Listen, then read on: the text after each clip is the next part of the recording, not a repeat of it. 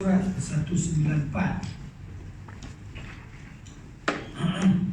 Pengkebumian dan perkara yang berkaitan.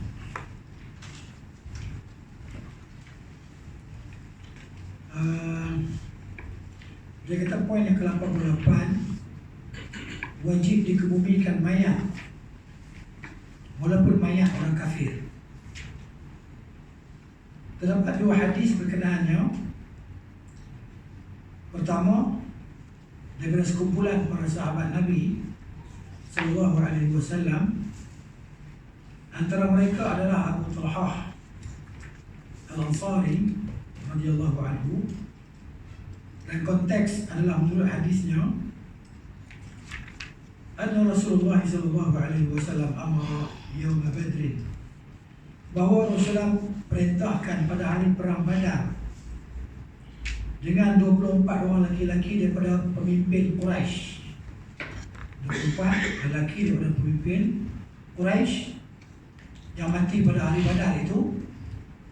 Fajurru bi arjulihim, lalu mereka diseret dengan kaki mereka. Maksudnya orang pegang kaki orang heret mayat-mayat tadi. Faqudifu fi tuwan min atwa'i badrin khabisin mukhbis, maka mereka dicampakkan ke dalam perigi Badar yang busuk, kan, yang kotor, lubang-lubang di Badar tadi. Ba'duhum ala ba'din, sebahagian mereka di atas sebahagian yang lain dicampak. Tidak, ya. Illa ma kana min Umayyah ibn Khalaf, melainkan Umayyah bin Khalaf, fa innahu intafakha fi dir'i famala'aha. Dia ni mayat dia membengkak dalam bajusi dia. Dia pakai bajusi, kan, mayat dia bengkak. Fadhahabu liyuharrikuhu, maka sahabat-sahabat Nabi pegang, tarik, kan, tarik kaki dia, maka tercerai. Fatazayalu, tercabut kaki. Tarik kaki, tercabut kaki. Tarik tangan, tercabut tangan. Padahal baru mati ya. Dia ni apa nama? Asal dia adalah tuan kepada Bilal bin Rabah radhiyallahu anhu. Bilal bunuh dia. Dia kata, Umayyah bin Khalaf la najautu in najah. Wah, Umayyah bin Khalaf, aku tak akan selamat kalau dia selamat.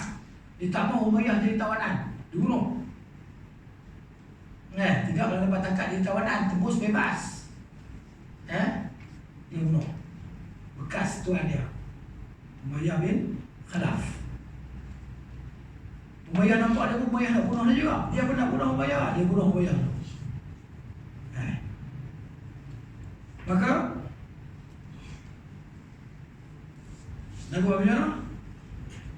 Jadi mereka pun mencampakkan, biarkan jasad dia macam tu.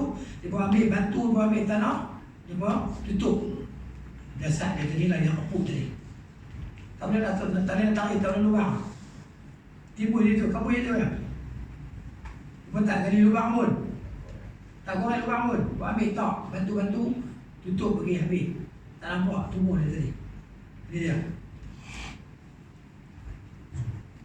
Kemudian yang kedua daripada Ali bin Abi Thalib radhiyallahu anhu, dia kata lama tufi Abu Talib, kata Ali, apabila Abu Talib, nepak dia lah, meninggal, ataitu Nabi sallallahu alaihi wasallam faqultu, aku pun pergi jumpa Nabi sallallahu alaihi wasallam, aku pun kata, inna ammaka syekh ad-dal qad mat, sesungguhnya pak saudara engkau syekh, orang tua yang sesat, telah meninggal. Kata Ali kepada Nabi SAW, faman yuwarihi, dia tanya Nabi, siapa nak kebumikan dia?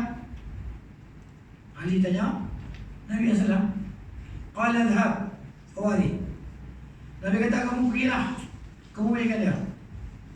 Thumma la tuhdith syai'an hatta ta'tiyani, kemudian jangan cakap apa-apa, jangan buat apa-apa sehingga kamu datang padaku. Lepas aku bumi dia, terus macam sini, jumpa aku. Qala, kata Ali, innahu mata musyrikan. Dia mati musyrik. Ayah saya ni mati musyrik. Faqala, idza qawarid. Tapi kita pergi kebumikan. Kata Ali, fawaraituhu thumma ataitu. Aku berkebumikan dia, maka lepas tu aku datang jumpa Nabi sallallahu alaihi wasallam. Qala, idhab faghtasil. Nabi kata, pergi kamu mandi. Thumma la tuhdith syai'an hatta ta'tiyani. Kemudian jangan buat apa-apa, jangan cakap apa-apa sehingga kau datang jumpa aku. Qala faghtasaltu thumma ataitu. Kata Ali, aku mau pergi mandi. Kemudian aku datang jumpa Nabi sallallahu alaihi wasallam. Qala, kata Ali, fada'a li bid'awatin ma yasurni. Maka Nabi doakan untuk aku dengan doa yang aku teramat gembira. Dengan doa tersebut, lebih daripada aku gembira kalau aku memiliki unta-unta merah, dan unta-unta hitam. Ada yang aku lebih suka dengan doa tersebut daripada segala kekayaan. Seronok dia dengan doa Nabi selain Nabi doakan untuk dia. Qala wa kana Aliun, ada kata perawi ni, dan adalah Ali radhiyallahu anhu, idza ghassala al-mayyita ightasala. Bila dia mandikan jenazah, dia pun mandi. Baik. Kemudian jenazah orang Islam tidak boleh dikuburkan dengan mayat orang kafir. Dan mayat orang kafir juga tidak boleh dikuburkan dengan jenazah orang Islam. Akan tetapi jenazah orang Islam dikuburkan di perkuburan orang Islam, dan orang kafir di perkuburan orang kafir. Demikianlah yang diamalkan sejak zaman Rasulullah sallallahu alaihi wasallam hinggalah ke zaman ini. Zaman ini zaman kita, zaman kita ni nak. Antara dalilnya ialah hadis Bashir bin Al-Khasasiyah radhiyallahu anhu, dia berkata, Bainama umashi Rasulullah sallallahu alaihi wasallam akhidan biyadi. Ketika aku berjalan bersama dengan Rasulullah SAW dengan memegang tangannya. Sahabat-sahabat yang jalan memegang tangan Nabi. Kadang-kadang Nabi pegang tangan dia apa? Sallallahu alaihi wasallam. Ya, sifat, akhlak Nabi SAW. Sahabat pun tak segan pegang tangan Nabi. Nabi duk pegang tangan dia pun, Nabi berjalan pegang tangan. Ya kan? Macam kita kadang-kadang kawan kita kan, jalan tak tangan tak boleh terjalan. Ya kan? Sambil duduk sembang. Itu. Jadi, sambil duduk berjalan pegang tangan Nabi SAW, Nabi kata, ya ibn al-Khasasiyah, hai anak lelaki kepada al-Khasasiyah, ma asbahta tanqimu ala Allah. Dia kata, maknanya, apakah yang membuatkan kamu marah kepada Allah pada waktu pagi ini? Apa maksud dia? Funal dia, funal ya. Nak tahu tu? Baginda Rasulullah bersabda begitu kepadanya kerana Bashir bin Khasasiyah radhiyallahu anhu telah menzahirkan rumutan mengenai jarak rumah dia. Jarak dia tu dengan jarak kampung halaman dia jauh. Dia dengan kampung dia jauh. Kita jauh kalau saya dengan Rasulullah ni kan. Saya kena balik nak bawa sudah jauh kan. Gitu. Macam itulah maksud dia. Ya. Asbahta tumashi Rasulullah SAW, sedangkan kau pagi-pagi kau boleh berjalan dengan Rasulullah SAW. Qala, mana kata perawi, ahsabuhu qal, ya, aku mengira bahawa sambil dia kata ni akhidan biyadi, sambil dia cakap dia pegang tangan sahabat ni. Faqultu ya Rasulullah, ataupun dia sahabat dia pegang tangan Rasulullah, maka aku berkata, ya Rasulullah, bi abi anta wa ummi, demi ayahku, engkau dan ibuku. Ayah, aku, engkau dan ibuku. Rasulullah letak tengah-tengah antara ayah dan ibu dia. Seolah-olah dijadikan ayah dan ibu dia sebagai benteng untuk mempertahankan Rasulullah SAW. Demi ayah dan ibuku menjadi tebusanmu.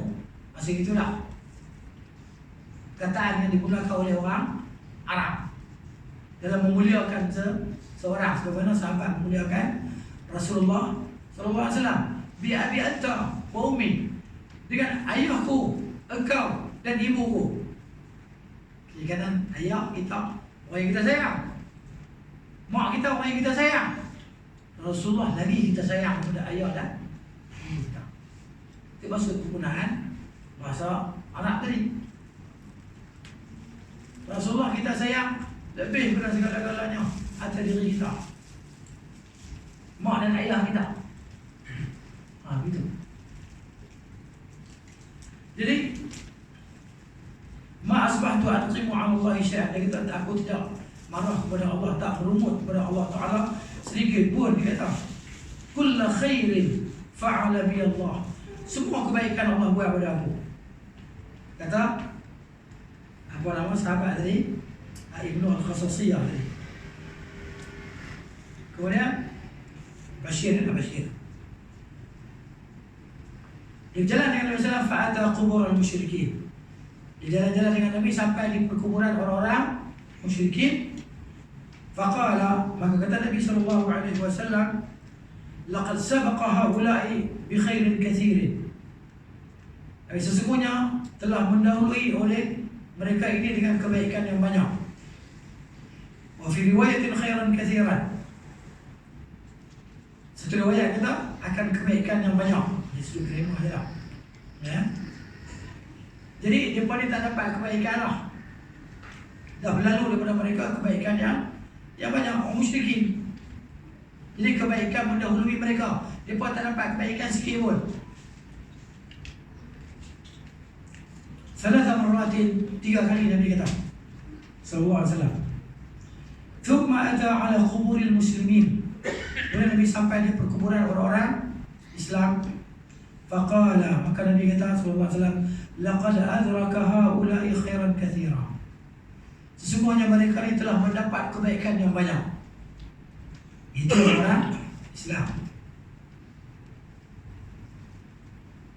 3 kali Nabi kata. Fabainama huwa yamshi. Ketika Nabi SAW sedang berjalan, idhanat minhu nadhratun. Tiba-tiba Nabi terpandang, mata dia terpandang kepada sesuatu. Fa-idha huwa birajulin yamshi bainal qubur alaihi na'lan. Tiba-tiba Nabi tengok ada seorang lelaki berjalan di antara kuburan, di celah-celah kubur, dalam keadaan berkasut, berselipar, bersandal.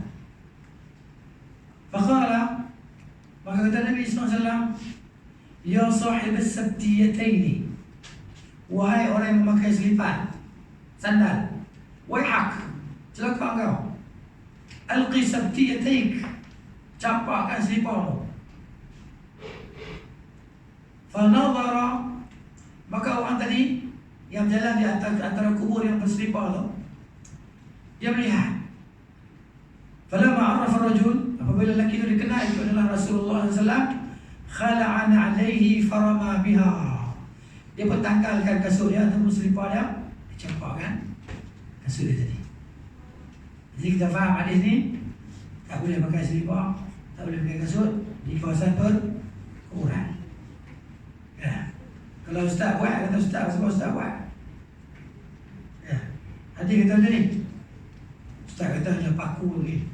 Siapa nak lepak paku tak kubur? Kita kacau, siapa nak lepak kacau kubur?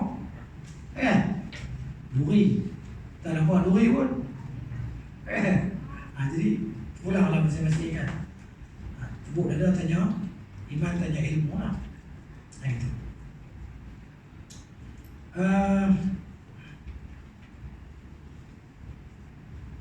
Antara yang menguatkan ketetapan ini ialah pembezaan syariat antara ucapan mukmin apabila menziarahi perkuburan orang Islam dan ucapannya apabila melalui kuburan orang-orang kafir.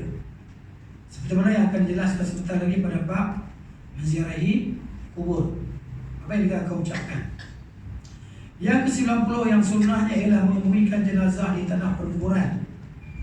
Kerana Nabi SAW mengemumikan jenazah di Baqi', seperti mana riwayat yang mutawatir berkenaannya. Telah disebutkan sebahagiannya di pelbagai tempat, dan yang paling hampir ialah hadis Ibnu Al-Khasasiyah yang saya telah sebutkan tadi lah. tidak dinukilkan daripada mana-mana salaf ni generasi awal Islam, bahawa jenazahnya dikebumikan di tempat selain tanah perkuburan, kecuali riwayat mutawatir yang menyatakan bahawa Nabi SAW dikebumikan di biliknya. Dan ini merupakan antara perkara yang khusus buat baginda SAW sahaja, seperti mana ditunjuk melalui hadis Aisyah radhiyallahu anha. Dan begitu juga oleh Abu Bakar dan Umar radhiyallahu anhuma. Hadis Aisyah, dia kata, "Lamma qubida Rasulullah sallallahu alaihi wasallam." Ketika Rasulullah sallallahu alaihi wasallam diwafatkan atau berwafat, ikhtalafu fi dafnihi. Para sahabat berselisih macam mana nak kebumikan Nabi, di mana nak kebumikan Nabi. Faqala Abu Bakr, maka ketika itu Abu Bakar radhiyallahu anhu berkata, "Sami'tu min Rasulillah sallallahu alaihi wasallam." Aku dengar dari Rasulullah sallallahu alaihi wasallam syai'an ma nasituhu, sesuatu yang aku tidak akan lupakannya. Qala, kata Nabi sallallahu alaihi wasallam, "Ma qabadallahu nabiyyan."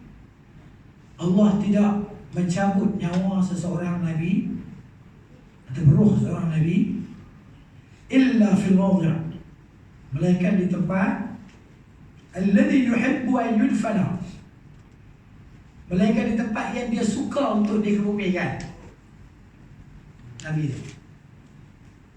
Padanya fadafanuhu fi mawdi'in firashi, maka sahabat mengebumikan Nabi Islam di tempat tidurnya sallallahu alaihi wasallam.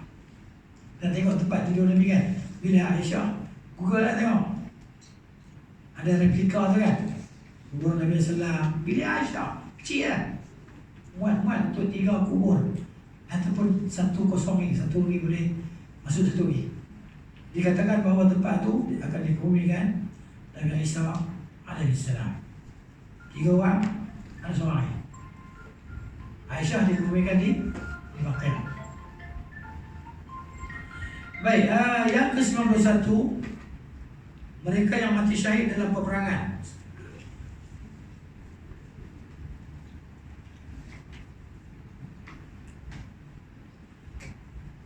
Dikecualikan daripada apa yang telah disebutkan dalam poin 90. Maksudnya, mereka tak dibawa ke perkuburan. Mereka dikebumi, kat mana dia gugur? Kat mana mati, di situ dikebumikan. Yang mereka dikebumikan di tempat mereka syahid dan tidak dipindahkan ke kawasan perkuburan. Ini berdasarkan hadis Jabir radhiyallahu anhu. Dia berkata, "Kharaja Rasulullah sallallahu alaihi wasallam min al-Madinah ila al-musyrikin liyuqatilahum."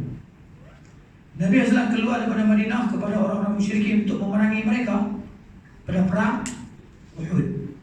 Perang Uhud. Wa qala abi, dan ayahku berkata, ayah dia ni mati pada perang Uhud, Abdullah bin Amru bin Haram, yang Allah Ta'ala cakap dengan roh dia tu ini ketika dia mati. Jabir sedih ni ketika dia mati pada perang Uhud. Dia tua lah, 80 lah mati tu. Perang 80 perang. Jabir sedih, tinggal dia seorang nak jaga adik-adik perempuan, semua perempuan. Dia seorang lagi, dia kena jaga semua. Jadi Nabi SAW kata dekat Jabir, semua orang Allah Ta'ala cakap jangan berijab, kecuali ayah kau. Allah cakap depan-depan dengan dia. Allah kata, "Apa aku, kamu nak apa? Apa yang kamu nak?" Dia kata, "Nak hidup semula, nak hidup sekali lagi, kemudian nak dibunuh lagi sekali, sebagai syahid. Nak hidup untuk dibunuh, bukan nak hidup untuk berseronok." Allah Ta'ala kata tak boleh lah. Tak boleh lah. Jadi bila tak boleh, ayah saya kata sampaikan berita kami kepada sahabat-sahabat kami yang belum mati lagi. Tu betul ke ayat tu, surah Al-Imran ayat tu. La tahsabanna alladhina qutilu fi sabilillahi amwata. Betul ke ayat tu? Sebagai apa? Apa nama? Menyahut ataupun memakbulkan permintaan Abdullah bin Amr bin Haram radhiyallahu anhu. Ni ayat Jabir ni. Betul ke ayat ni sebagai apa nama? Menceritakan keadaan mereka di sana. Jangan kamu sangka orang yang mati dibunuh di jalan Allah ini mati. Allah kata, bal ahya'un 'inda rabbihim yurzaqun. Bahkan mereka hidup di sisi Tuhan mereka diberi rezeki. Wa yastabshiruna, dan mereka menyampaikan khabar gembira kepada siapa? Kepada sahabat-sahabat mereka yang belum lagi menyusul mereka. Khabar gembira. Dia para syuhada ni macam tu. Hebat dia. Sebab tu tengok kan, pejuang-pejuang Hamas ni, daripada ada iman, daripada ada ilmu, dia pun tak takut mati. Sebab dia pun nak itu peluang untuk dapat darjat yang tinggi di sisi Allah. Roh turun masuk dalam syurga, duduk dalam syurga roh tu. Hari kiamat baru dikeluarkan balik roh dia pun tadi, masuk dalam jasad dia pun. Dan jasad ni bila masuk roh ni, darah tu meleleh, darah dia pun tu meleleh. Dari kiamat bau kasturi. Bukan kasturi yang kita dah beli tu. Nama tu sama, sifat tak sama lah. Wangi je. Sebab tu dia berlumba-lumba. Kau bayangkan, seorang bawa bom minta kat tank dia, apa nama, minta perisai Yahudi tu kan. Berani, tak ada sebab dia pun nak mati.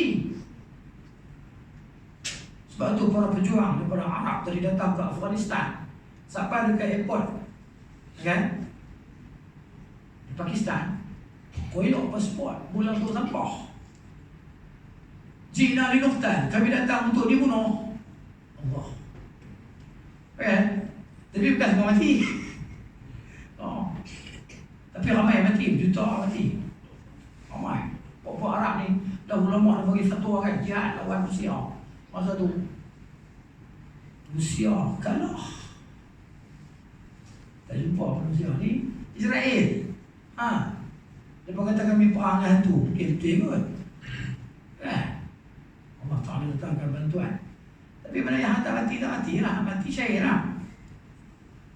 Itu dahsyat. Dah ada iman dia lah. Jadi benda ni bukan dekat kita generasi kemudian ni. Para sahabat dah buat dah. Radiyallahu anhu. Uqbah bin Amir radiyallahu anhu, dia bawa tentera dia sampai masuk berenang dalam laut dah. Berenang dalam laut. Kuda tak boleh berenang dah. Dia kata, Wallahilladzi la ilaha illa hu. Tidak Tuhan yang layak diibadahi melainkan hanya dia. Lau anni a'lamu ardan ba'da hadhihi al-miyahi la rahaltu ilaiha li anshura fiha din Allah. Itu dia. Demi Allah, dia kata kalau aku tahu ada darat lagi lepas laut ni, aku berenang dia. Untuk sampaikan agama Allah. Sebab bukan jaga murung buat semua. Sahabat Nabi ni. Sebab tu 2/3 dunia. 2/3 dunia. Sebab tu maknanya puak-puak Yahudi Nasrani begitu dengki semua, begitu geram semua, kan? Dia pernah takluk balik dunia ni. Tu dia buat penjajahan tu kan. Dia penjajah habis semua tu sampai ke kita di Melaka sana terus, kan? Satu negara kita kena jajah. Bukan pasal apa? Pasal agama. Pasal agama. Dia pada study. Macam mana kita nak buat ni? Macam mana kita nak buat ni? Dapat picture dia, bagi hiburan dia. Bagi hiburan buat-buat dia jangan lah. Itulah dia cerita lah. Baik. Kisah Jabir, ayah dia. Jadi bila ayah dia mati, sebelum ayah dia mati ni, ayah dia kata kat dia, ya Jabir bin Abdullah, wahai Jabir bin Abdullah, ayah dia kata kat dia, la alaika an takuna fi nadhari ahli al-Madinah hatta ta'lama ila ma yasiru amruna. Dia kata, dia tak nampak, dia tak bagi kamu untuk berada pada pandangan ahli Madinah. Tak apa, ada kamu tak keluar perang, sehingga kamu tahu apa yang akan terjadi pada kita. Ya, dia kata, dia kata, kamu tunggu sini, tengok apa yang akan berlaku.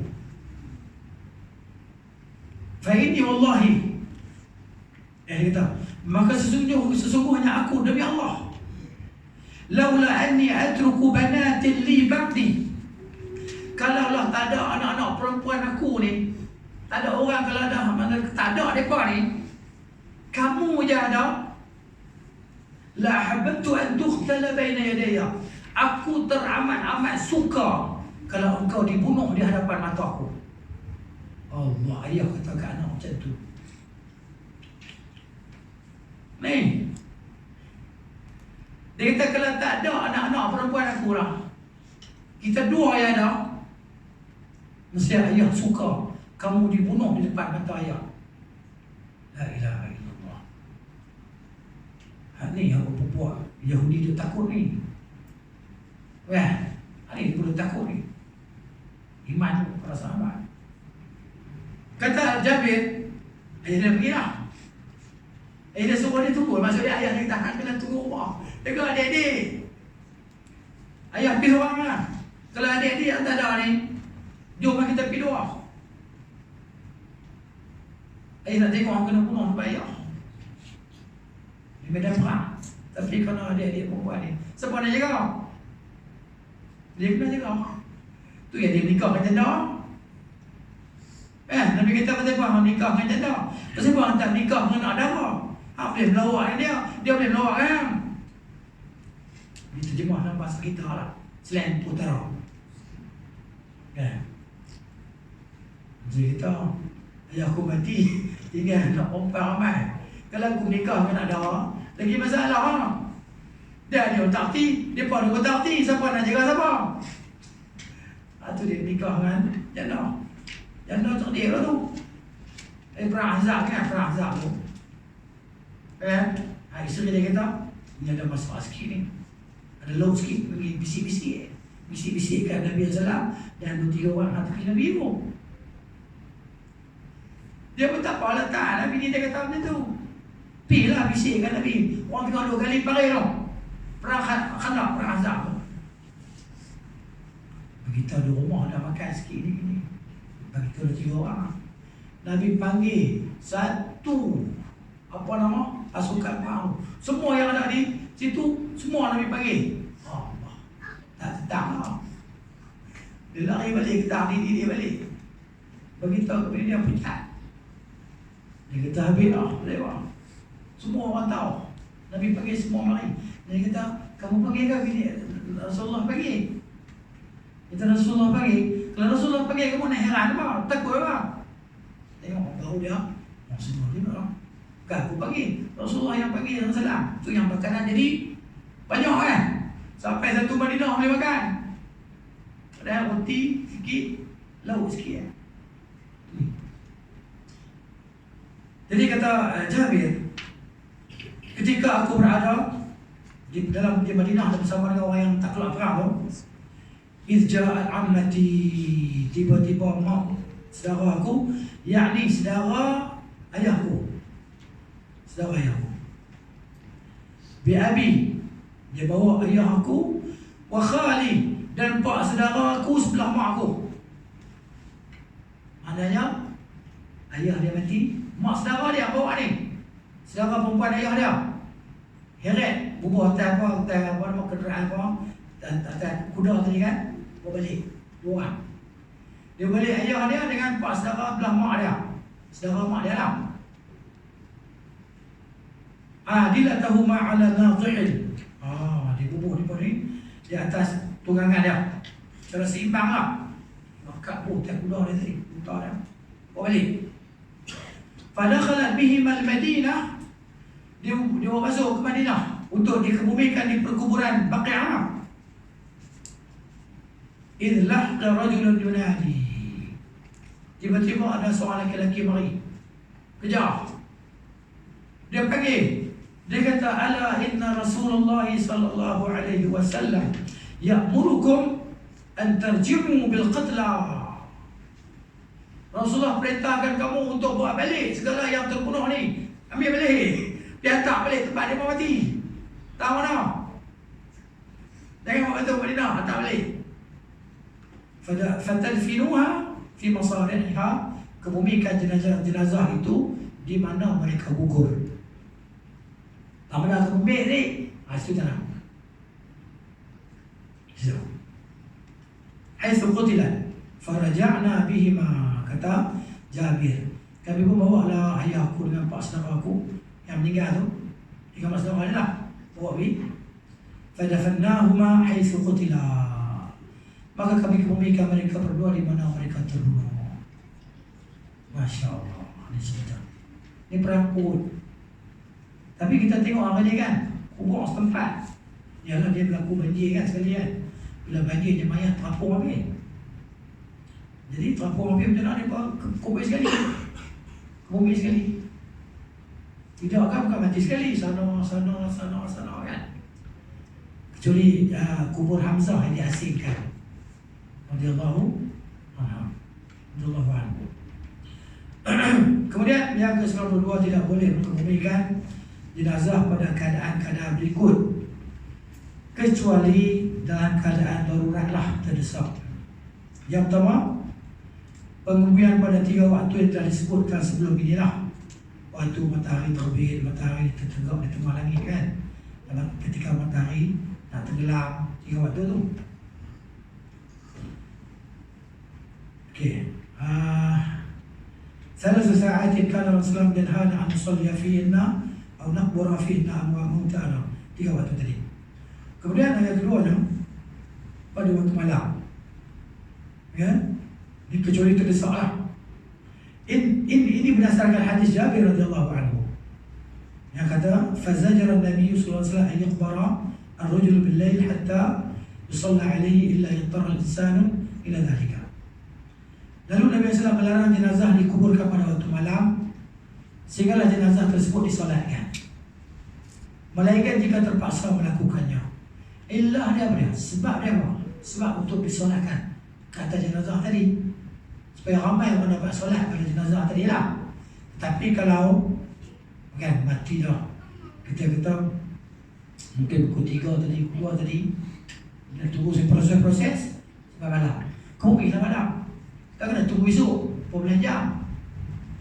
Kemudian tu dah dibiak kan, tambah jenazah yang baru forensik kan, kena apa, postmortem. Kan buka dah badan dia pun, kena tunggu esok bau lah. Bumikan malam tu. Jadi kita panggil orang solat. Jadi kalau orang yang tahu esok Ustaz dia boleh solat di kubur, solat di kubur, tak apa boleh.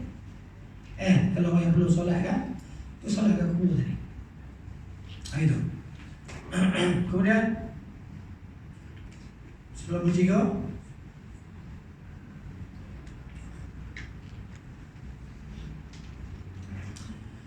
sekiranya terpaksa mengebumikan jenazah pada waktu malam, maka hukumnya harus, walaupun dengan menggunakan lampu dan membawa lampu tersebut masuk ke dalam kubur untuk memudahkan urusan pengebumian. Dalilnya hadis Abdullah bin Abbas radhiyallahu anhu, anna Rasulullah sallallahu alaihi wasallam, bahwa Rasulullah adkhala rajulan qabrahu laylan, bahwa Nabi masukkan kebumikan seorang lelaki pada waktu malam, wa asraja fi qabrihi, dan Nabi nyalakan lampu di dalam kuburnya. Kemudian ke-94, wajib mendalamkan kubur, lubang kubur dalam, meluaskannya dan memperelokkannya. Terdapat 2 hadis berkenaan ini. Pertama, hadis Hisham bin Amir radhiyallahu anhu, dia berkata, lamma kana yaum Uhud, kita pada hari perang Uhud, usiba min muslimin, maka terbunuhlah daripada orang yang terbunuh di kalangan orang-orang Islam. Ya. Jadi perang Uhud ni ramai mati, 70 orang kan. Oleh sahabat-sahabat mati, radhiyallahu anhum mati. Wa asaba an-nas jirahat, dan telah menimpa orang ramai daripada sahabat luka-luka lah. Ya, ada yang terbunuh, ada yang luka. Hatta Rasulullah SAW sendiri luka. Ya kan? Apa nama? Besi. Topi besi, apa, rantai yang topi besi tu kan. Kan topi besi tu dia ada macam jalinan besi yang macam cincin tu. Nabi jatuh tersembam. Besi yang kat topi tu kan, masuk dalam pipi dia. Masuk dalam pipi. Ni sahabat ni digigit besi ni sambil dihisap darah Islam, tarik pelan-pelan pipi Nabi sallallahu alaihi wasallam, patah gigi kan, lutut luka, macam dia. Nabi kita macam mana lah nak berjaya kaum yang melukakan Nabi dia buat. Ya. Itu. Jadi pada hari itu kami berkata, ya Rasulullah, al-hafru alaina li kulli insanin syadidun. Rasulullah, kami nak gali kubur untuk semua orang ni payah. Kita lagi dah penat dan luka. Penat dan luka. Fakaifa ta'muruna? Macam mana kamu nak perintahkan kami? Faqala, kata Nabi sallallahu alaihi wasallam, ihfiru wa awsi'u wa a'miqu. Galilah, luaskan, dalamkan dan perelokkan. Wa adfinu al-ithnain wa thalatha fil qabr. Kebumikan 2 orang dan 3 orang dan 1 kubur. 2 orang 3 orang masuk 1 liang. Wa qaddimu aktsarahum Qur'anan, masukkan dahulu dalam kubur tadi orang yang paling banyak hafal Quran. Qala, kata Hisham, fakana abi thalitha thalathatin. Ya, ayahku adalah orang yang ketiga daripada 3 orang lah. Wa kana aktsaruhum Qur'anan faquddima. Di antara 3 orang yang dimasukkan dalam kubur tu, dia kata, ayahku yang paling banyak hafal Quran, maka ayahku letakkan dulu dekat dengan kiblat.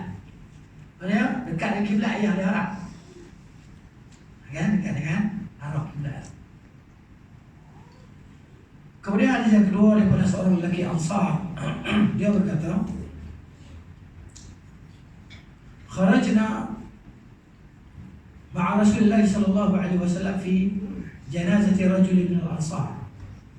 Kami keluar bersama dengan Rasulullah SAW dalam menguruskan jenazah seorang lelaki daripada Al-Ansar. Wa ana gulamun, sedangkan aku waktu itu masih kecil. Ma'abi, bersama dengan ayahku. Fajalasa Rasulullah sallallahu alaihi wasallam ala hufairatil qabri. Ya, Nabi SAW duduk di tepi kubur. Faja'ala yusi, Nabi pun berwasiat, berpesan, atau Nabi memerintahkan, mengisyaratkan kepada orang yang menggali kubur tadi, ausia, perluaskan daripada bahagian kepala dia. Nabi kata, perluaskan daripada bahagian kepala dia dan perluaskan daripada bahagian kaki dia. La rubba 'idqin lahu fil jannah, sungguh alangkah banyaknya tandan kurma untuknya dalam syurga. Maksudnya illa ada sebab dia lah. Nabi suruh perluas di bahagian kepala dan di bahagian kaki kubur. Kemudian ke-95, boleh dibuat liang lahat macam sebagian kuburan kan.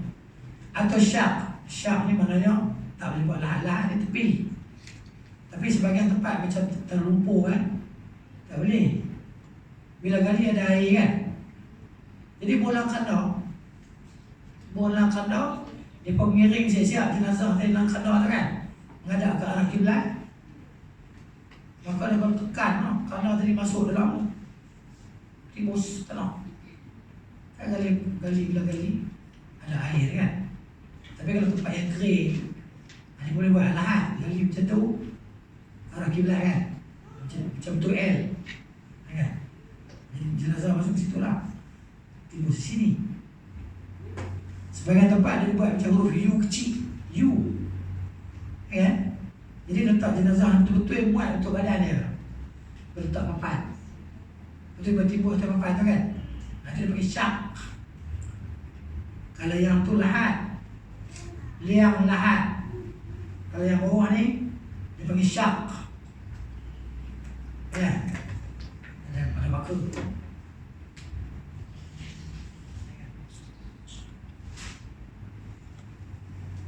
Ini ya. Syak.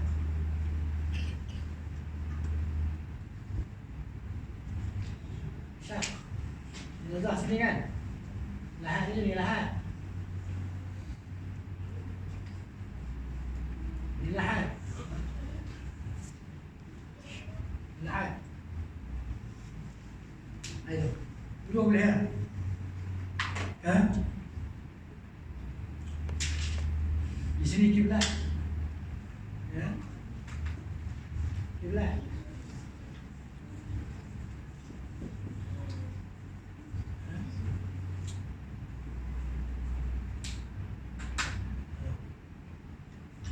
Okey. Kemudian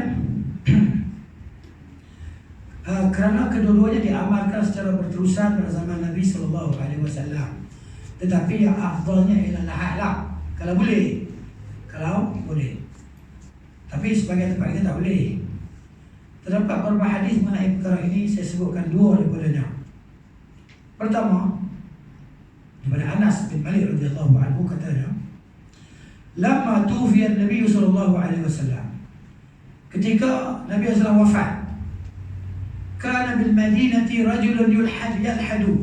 Di Madinah ada dua orang tukang gali kubur. Hak seorang memang dia punya kerja dia buat lahat. Hak seorang lagi kerja dia buat syak. Kalau orang panggil dia akan buat syak. Ini syak.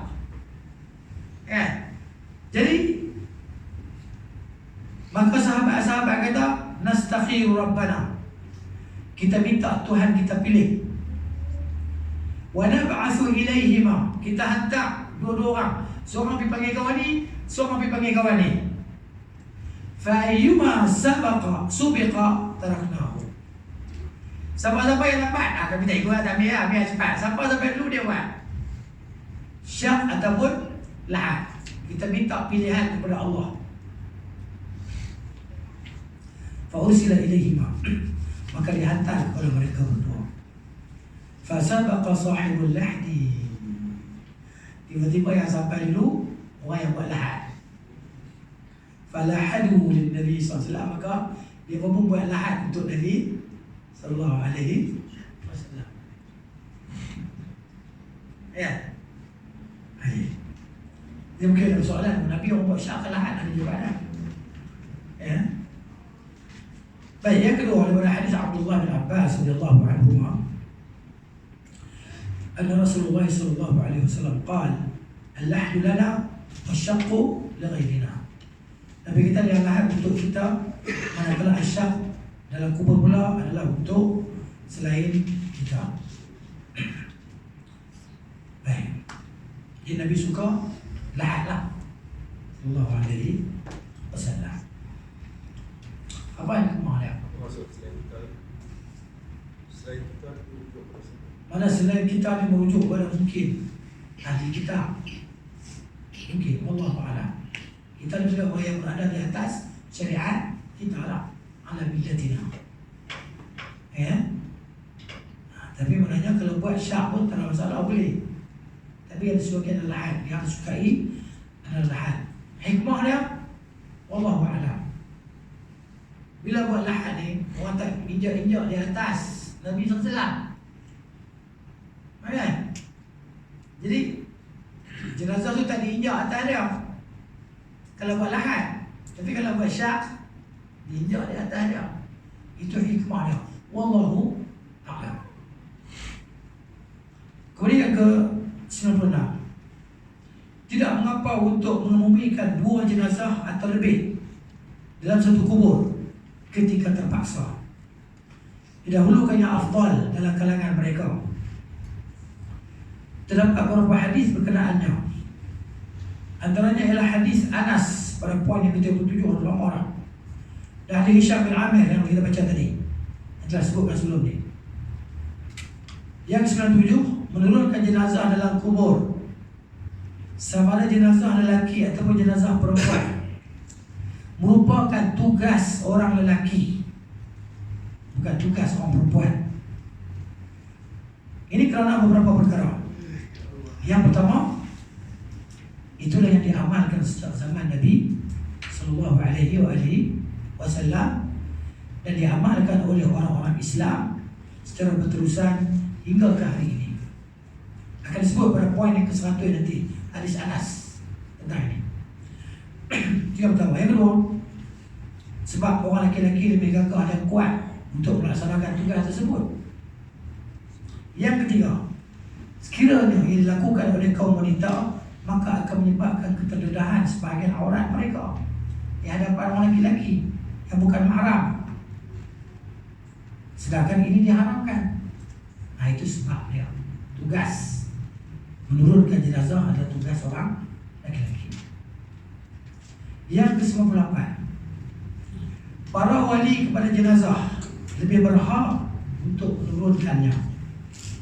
Suami dia, anak-anak lelaki dia, adik abang dia, kan? Ataupun bapa dia. Berdasarkan keumuman firman Allah Ta'ala, wa ulul arhami ba'duhum awla bi ba'd fi kitabillah. Maksudnya, dan mereka yang mempunyai pertalian kerabat sebahagiannya lebih berhak daripada sebahagian yang lain menurut hukum yang di kitab Allah. Kemudian begitu juga berdasarkan hadis Ali radhiyallahu anhu, ia berkata, "Ghassaltu Rasulullah sallallahu alaihi wasallam." Dia kata, aku mandikan Rasulullah sallallahu alaihi wasallam. Fadhahabtu anzuru, maka aku tengok ma yakunu minal mayyit, apa yang ada pada jasad jenazah. Falam ara syai'an, aku tak nampak sesuatu yang berubah pun. Kan kalau orang mati kita kan tangan lepas, tangan jadi kerat, kan? Jadi matanya tertutup atau mulutnya terngangau. Sebab tu bila orang mati kita ambil ikat, ikat ni takut mulut dia terngangau, mata dia tekan sekejap, ini kita ikat kan supaya mulut dia tak terngangau. Tapi dia kata, tengok Nabi SAW ni, wa kana tayyiban hayyan wa mayitan. Adalah Nabi ni elok sungguh, fizikal dia, rupa dia, masa dia hidup macam tu, masa dia mati pun macam tu, sallallahu alaihi wasallam.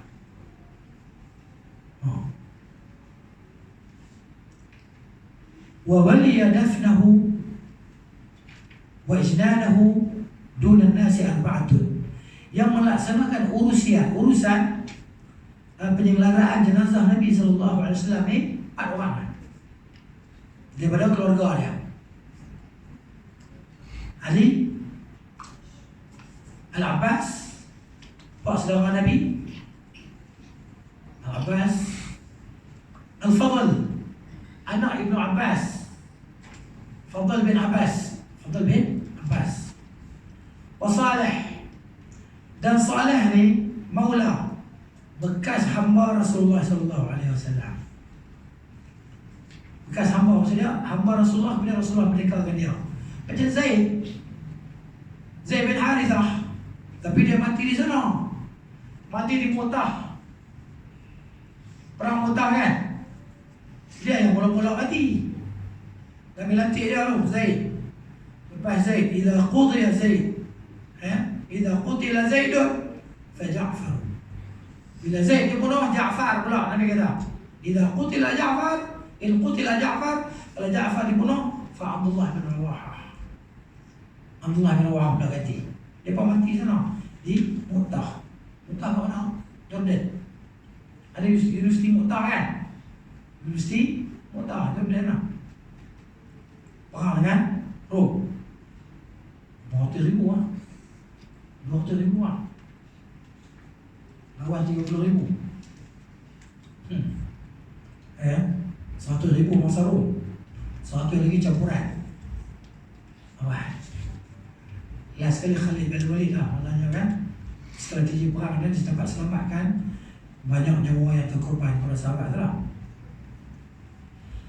Jadi di bawah waluhida, dan dibuatlah had untuk Rasulullah SAW, wa nusiba alaihi al-labinu nasban, dibuat diletakkan satu batu sebagai tanda bagi kubur Nabi SAW.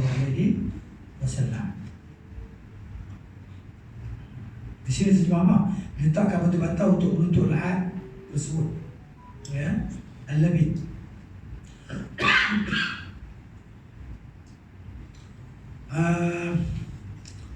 Kemudian begitu juga berdasarkan hadis Abdul Rahman bin Abza, dia berkata, aku solat bersama Umar bin Khattab radhiyallahu anhu ke atas Zainab binti Jahash.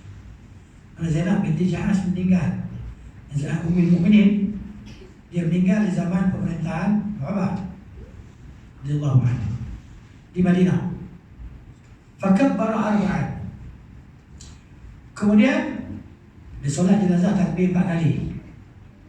Kemudian arsala ila azwajin Nabi SAW. Kemudian dia suruh orang pergi tanya isteri-isteri Nabi SAW, may ya'murna yudkhilaha al-qabra. Siapakah mereka perintahkan untuk masukkan Zainab ke kuburnya? Qala, kata sahabat yang berikan Abdul Rahman bin Abza, dia kata, yu'jibuhu wa kana yu'jibuhu an yakuna huwa alladhi yali dhalika. Umar ni dia rasa orang lain tak layak, dia rasa dia yang layak untuk masukkan jenazah Zainab binti Jahash Ummul Mukminin radhiyallahu anha ke kuburnya. Fa arsalna ilaihi, maka isteri-isteri Nabi pun bagi tahulah kepada utusan Umar tadi. Dia berkata apa? Unzur man kana yaraha fi hali hayatiha. Tengok siapa yang pernah tengok kepada Zainab masa itu, maka orang tu yang kemuliaannya. Falyakun walladhi yudkhiluha al-qabra, dia yang masukkan jenazah Zainab dalam kubur. Maka kata Umar, sadaqtunna, maknanya mereka benar, ataupun kamu semua benar dari para isteri Nabi. Sebab Umar pernah tengok Zainab binti Jahash, dia yang layak masukkan Zainab ke dalam kuburnya radhiyallahu anhu. Baik, yang ke-99, si suami boleh menguruskan sendiri proses pengebumian jenazah istrinya berdasarkan hadis Aisyah radhiyallahu anha. Dakhala alayya Rasulullah sallallahu alaihi wasallam fi al-yawm alladhi budi'a fihi, telah masuk kepada aku oleh Rasulullah sallallahu alaihi wasallam pada hari yang mula Nabi sakit, mula Nabi jatuh sakit, nak wafat tu, hari itu, start hari itu Nabi mari rumah aku. Faqultu, maka aku berkata, wa ra'sah, aduh sakitnya kepala. Kata Aisyah, sakitnya kepala. Faqala, kata Nabi sallallahu alaihi wasallam, wadidtu anna dhalika kana wa ana hayyun. Aku suka bahawa demikian itu berlaku sedangkan aku masih hidup. Dan demikian apa? Kematian kamu lah. Nabi suka aku mati, Nabi kata aku suka kamu mati dan aku masih hidup. Nabi kata itu kan. Fahayyatuki, maka aku akan uruskan jenazah engkau sallallahu. Wadafantuki, aku akan kebumikan jenazah engkau.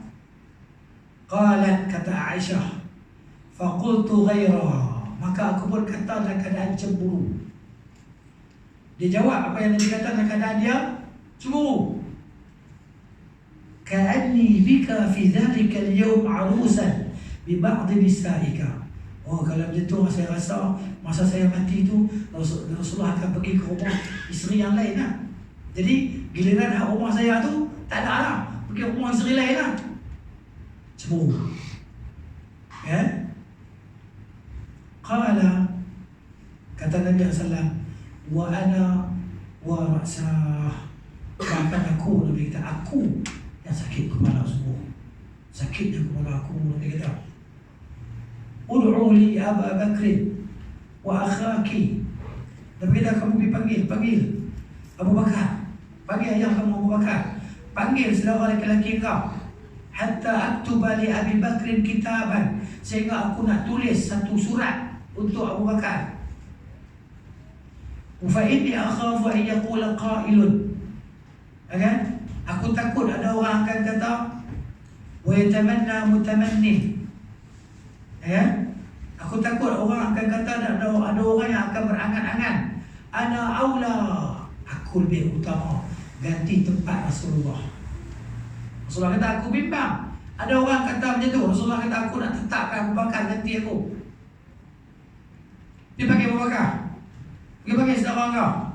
Aku nak tulis satu surat dan berita yang ganti aku adalah Abu Bakar. Kenapa? Kerana aku bimbang nanti ada orang kata aku yang layak ganti Rasulullah jadi ketua umat Islam. Kemudian Nabi SAW kata apa? Wa ya'allahu azza wa jalla, dan Allah azza wa jalla enggan, wal mu'minun, dan orang-orang beriman pun enggan, illa Abu Bakrin, melainkan Abu Bakar. Jadi Abu Bakar yang mengganti Rasulullah sallallahu alaihi wasallam. Abu Bakar jadi pengganti Rasulullah dengan nas Al-Quran. Allah kata apa? Thaniya ithnain idh huma fil ghar. Seorang atau dua orang ketika mereka berdua berada dalam gua. Siapa dia? Abu Bakar. Nas hadis Nabi SAW suruh Abu Bakar jadi imam solat kan? Nabi tak lawat. Nak keluar Nabi kata suruh Abu Bakar jadi imam. Nas hadis. Kemudian yang ke-100, tidak diisyaratkan bagi si suami yang masuk ke dalam kubur itu. Tidak disyaratkan, tetapi disyaratkan bagi suami yang masuk ke dalam kubur itu bahawa dia mestilah tidak berjima pada malam sebelumnya. Malam tu lah, kan? Malam tu esok isteri dah meninggal. Tak kisahlah berjima dengan isteri ni ke, berjima dengan isteri lain ke, kan? Maksudnya syarat orang tak kena siapa pun. Kalau dia bersama dengan isteri dia malam tadi, jangan dia masuk dalam kubur. Jangan diturunkan jenazah. Baik. Jika tidak, maka tidak disyariatkan untuk dia menguburkan jenazah isterinya. Orang lain lebih utama untuk memasukkan jenazah isterinya ke dalam kubur, walaupun orang itu bukan mahram jenazah isterinya, dengan syarat yang telah disebutkan. Ini berdasarkan hadis Anas bin Malik radhiyallahu anhu. Kata Anas, syahidna ibnatan di Rasulullah sallallahu alaihi wasallam, kami menyaksikan proses penggemuyan jenazah putri Rasulullah SAW. Wa Rasulullah sallallahu alaihi wasallam jalisun ala qabri. Rasulullah duduk di atas kubur tadi. Fara'aitu ainaihi tadrifan. Kata Anas, aku melihat Nabi SAW menangis, mengalir air mata dia. Tadma'an. Thumma qala, kemudian Nabi kata, hal minkum min rajulin lam yuqarif al-laylah ahlahu. Adakah di kalangan kamu orang yang tidak bersama dengan isteri dia malam tadi? Nabi kata, faqala Abu Talha, na'am, ana ya Rasulullah. Abu Talha kata, ya saya, ya Rasulullah. Qala fa'anzil. Nabi kata, turun. Qala, kata Anas, fanazala fi qabriha faqabaraha. Maka Abu Talha pun turun diumikan jenazah putri Rasul sallallahu alaihi wasallam. Yang ke-101, sunnahnya adalah memasukkan jenazah daripada bahagian kaki kubur. Kaki kubur. Mana kaki kubur? Okey. Ini kiblat kan? Kiblat. Ni. Kanan. Mana? Belah. Kiblat jenazah.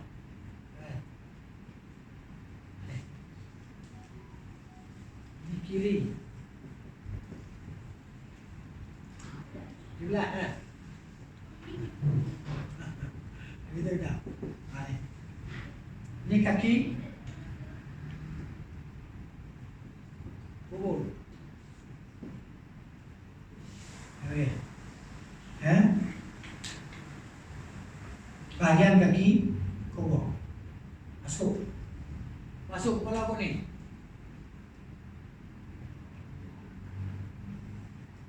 Ya. Bukan masuk dari sini. Sudah. Tapi kalau masuk je tu lah. Macam mana pun boleh nak masuk kan. Betul mudah. Tapi kalau boleh, kau ni. Sudah ya. Macam solat jenazah lah. Solat jenazah. Kepala aku ni. Kaki aku ni. Tiba-tiba kita tengok di kotak kepala aku ni. Kaki aku ni kepala aku ni. Kan solat. Sah je solat. Kan. Kita beritahu yang sunnahnya macam ni. Kita biasa buat macam ni, dia kata dosa gaduh. Ya. Tapi kalau kita buat sekali jenazah keluarga kita, siapa pun tak boleh kata apa. Kita imam tadi kata apa. Gitu.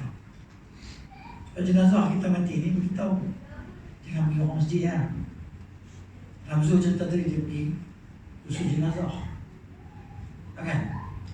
Kita tu lah katanya, yang bila mandi jenazah ni nak kena masukkan kapas dalam dubur orang jenazah tadi. Lepas tu tarik tengok ada najis. Lepas tu nanti kena sumbat balik. Ni ajaran mana boleh? Mana ada sunnah Nabi Sallam tu? Tak ada. Tak ada ajaran tu. Kan? Tak ada sumbat semua lubang hidung kapas, telinga kapas. Ada sunnah tak?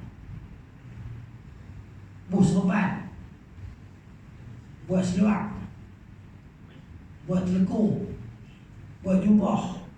Mana sunnah Nabi macam tu? Saya ada pada betul tak ada. Tapi bagai ubat. Kalau bagai ubat tu lah sunnah. Mana dia buat je tu? Jadi payah. Ustaz. Ini benda tu mudah.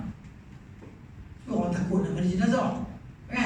Cuba-cuba kena buat, nak kena jolok, kopek lah apa. Benda ni. Cukup pada air buku ni ada. Refer balik. Buat macam mana mandi. Cek tengok mandi. Oh, buat macam ni. Nanti kita buat praktikal tu. Salah tak? Ada praktikal kita pasang TV dah. Urusan juz jenazah cara sunnah. Tengok lah. Udah, payah. Tapi bila boleh kan dia apa, kita ngangah dia tengok. Dia berkontrol semua. Masalah gitu lah. Jadi bila kita nak belajar ni, kita buat sendiri ya. Takut apa? Takut tak sah. Sebab tak apa? Aku tak hati nak buat. Mandi tak hati. Tengok dia pada jahit kain buat seluar apa dah. Jahit berapa habis seluar dia dah ada. Apa pakai? Seluar melekat. Pergi pakai seluar tu kan? Tak bagi pakai seluar kan? Bos terbang. Sebab kau ni bisa pergi haji. Terbang tu orang hidup lagi layak pakai pada orang mati. Saya kata Abu Bakar, orang hidup lagi memerlukan daripada orang mati. Ini dia. Macam kan. Jadi dia pernah buat bagi sensasi, nampak macam payah. Apa? Dia orang panggil dia buat, orang tak panggil orang lain lah. Orang tak buat sendiri. Masyur. Ada package buat ni. Ustaz, yang masa kita bumi tu letak banyak dalam kubur yang kita longgarkan ikatan tu ada? Ya, kita buka ikatan lah. Kita buka ikatan tadi, longgarkan.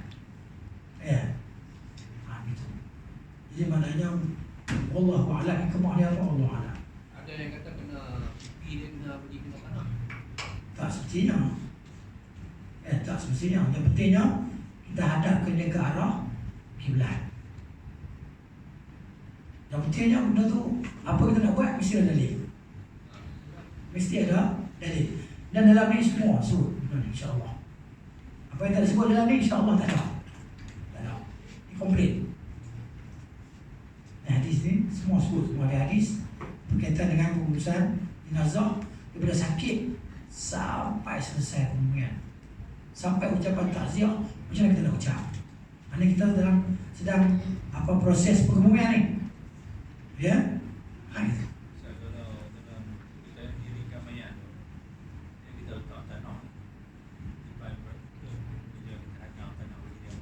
Aha.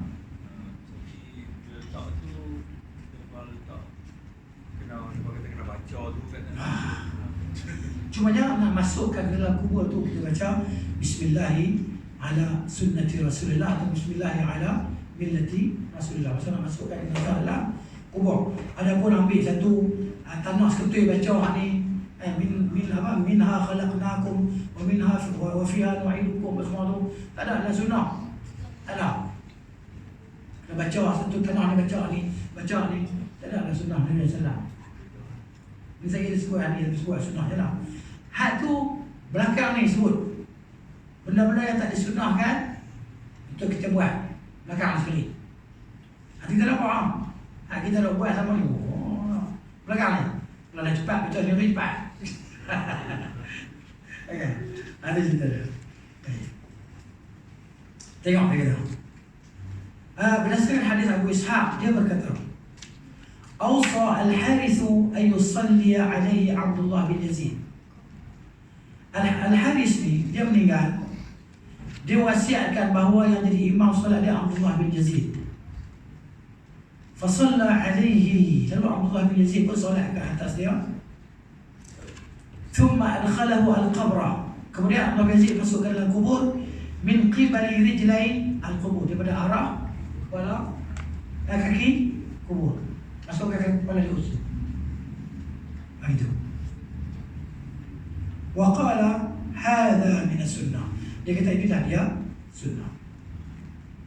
Kemudian begitu juga berdasarkan riwayat Ibn Sirin dia berkata, kuntu ma'a Anas fi janazatin. Dia kata aku bersama dengan Anas bin Malik menguruskan satu jenazah. Fa amara bil mayyiti. Maka dia panggil suruh bawa mayat mari sini. Fasulla min qibali rijl al-qabri. Maka dia masukkan mayat tadi daripada arah kaki kubur. Masuk. Ha? Masuk ke kandar payah kan daripada arah kaki kubur. Maksudnya yang mana kita boleh buat? Bukan wajib. Betul ni. Ini kalau kita buat sunnah dapat pahala. Setakat yang kita mampu buat, kita buat. Tak mampu, tak ada masalah. Fattaqullaha mastata'tum.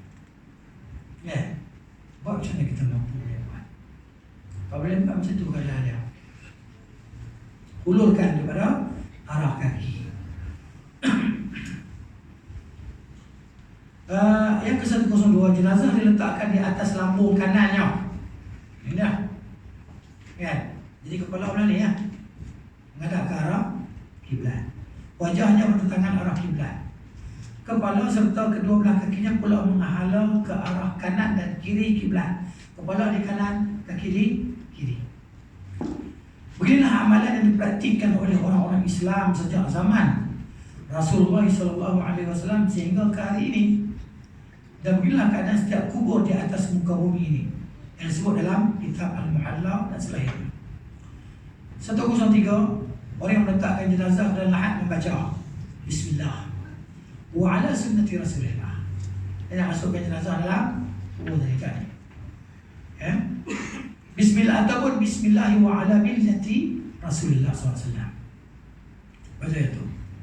Ataupun baca Bismillah wa billah wa ala millati Rasulillah. Kesemua ini telah Rasulullah SAW perintahkan. Kemudian 104 disunatkan bagi orang yang berada di sisi kubur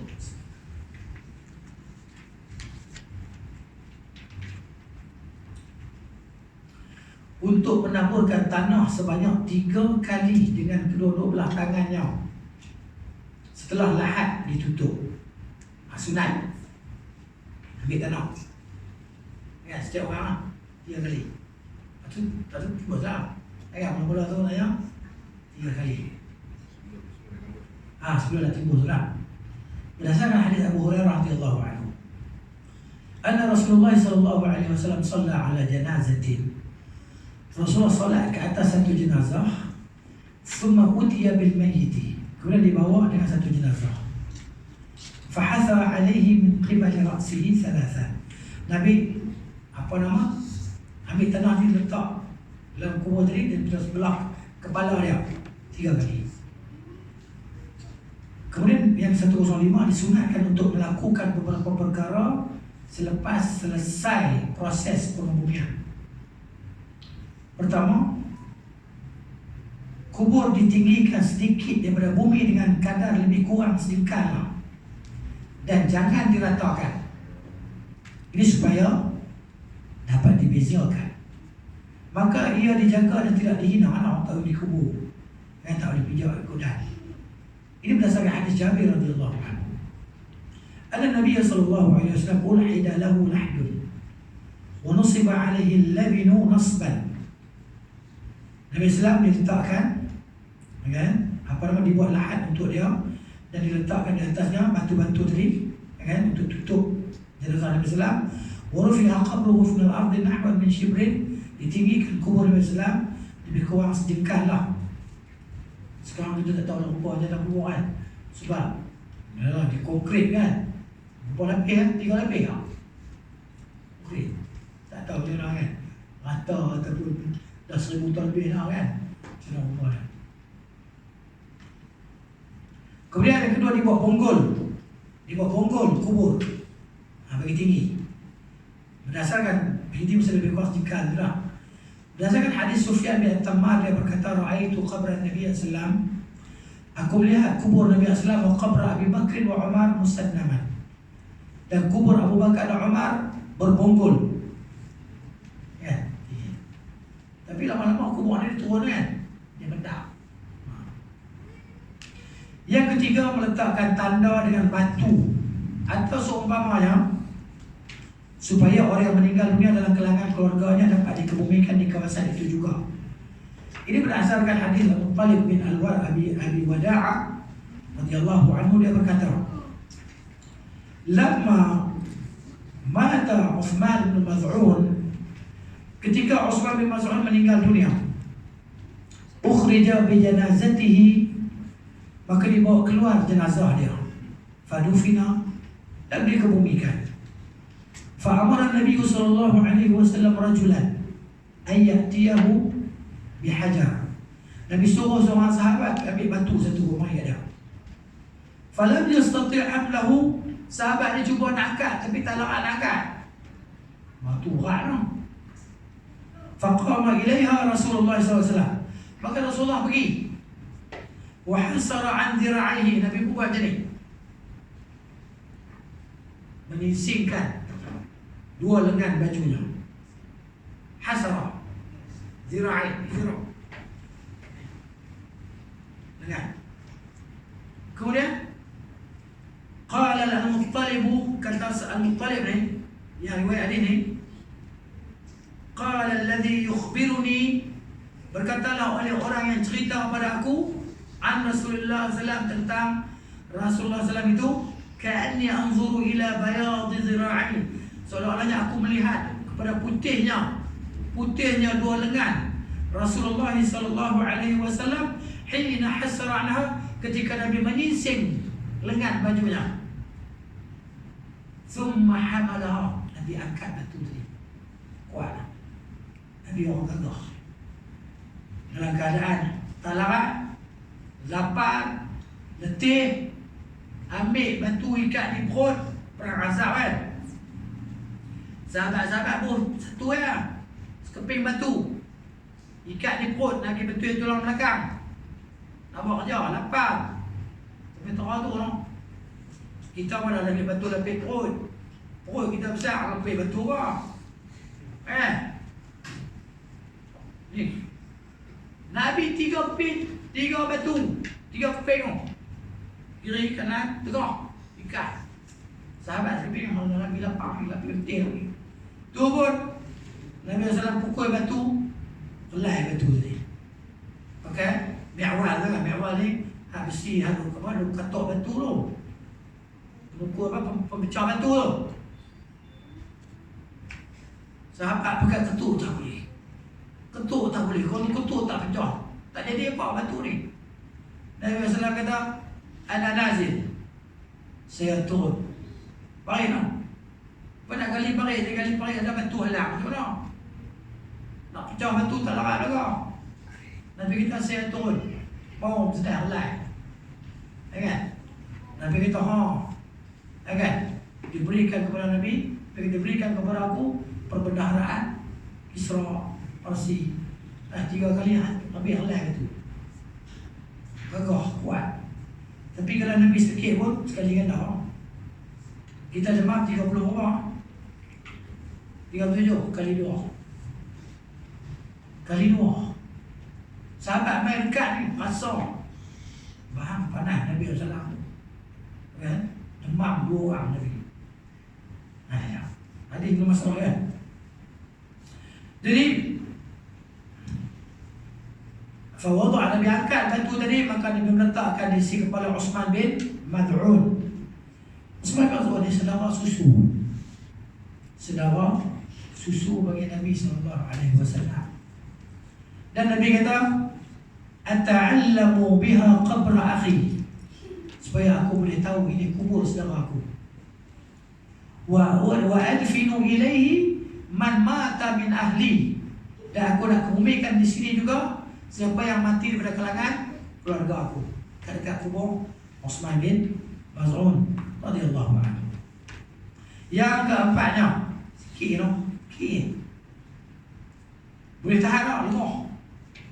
Boleh. Ada kursi, duduk atas kursi. Mai jauh mai. Jauh mai, engkau negeri. Engkau negeri. Sampai sini. Baik, yang keempat. Ada 3 muka surat lagi, tak banyak yang takut. 3 like ke 3 muka surat, 3 like. Yang terlambat tu saya baca hadis, saya terjemah. Kalau saya baca terjemahan saya, insya-Allah tadi habis dah. Tapi rasa macam tak syok pula. Pasal nak cakap slow-slow tu, tidak cakap laju. Yang keempat, tidak ditalkinkan jenazah. Ni seperti yang biasa dilakukan di zaman ini, kerana hadisnya tidak sahih. Bahkan yang dilakukan ialah berdiri di sisi kubur sambil mendoakan jenazah supaya ia diberikan keteguhan dan memohon ampun untuk jenazah, serta meminta semua yang hadir untuk melakukan perkara yang sama. Sunnahnya masing-masing doa. Bukan sunnahnya ustaz baca doa yang lain amin. Amin. Sunnahnya masing-masing doa. Doa bahasa Melayu ke, bahasa Arab ke, itu. Dia sini. Tapi kalau tu imam baca, nak amin kan? Tak salah, boleh je amin kan? Tapi pada tempat-tempat tertentu, macam contohnya khutbah Jumaat. Khutbah Jumaat tidak disunnahkan bagi makmum untuk angkat tangan, dan tak disunnahkan untuk makmum amin. Jangan amin, diam. Dia doa untuk Palestin kan dengan semangat dan sebagainya. Ya. Nah, kita nak amin masa bila? Masa turun nazilah. Saya terlupa nak turun nazilah tadi. Jadi kat pertama teringat ada turun nazilah. Jadi suara tak keluar, belajar tak apa. Sekali saya sembahyang 2 rakaat je kalau saya jadi imam.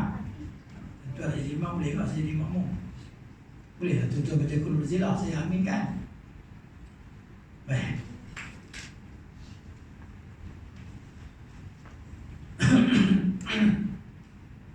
Tengok dia.